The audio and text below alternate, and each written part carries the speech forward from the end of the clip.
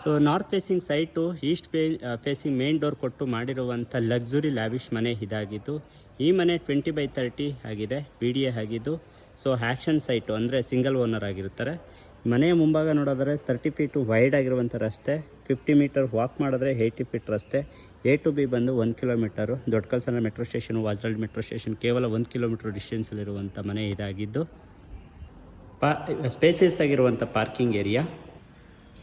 Door open ಮಾಡಿ ಒಳಗಡೆ ಬಂದ ತಕ್ಷಣ ನಿಮಗೆ ಸ್ಪೇಸಿಯಸ್ ಆಗಿರುವಂಥ ಹಾಲು, road facing window, TV unit, stair case ಕೆಳಗಡೆ ಸ್ಟೋರೇಜು. ಇದು ಪೂಜಾ ರೂಮ್ ಆಗಿದ್ದು, ವಾಸ್ತುಬದ್ಧವಾಗಿ ಕಟ್ಟಿರುವಂಥ ಮನೆ.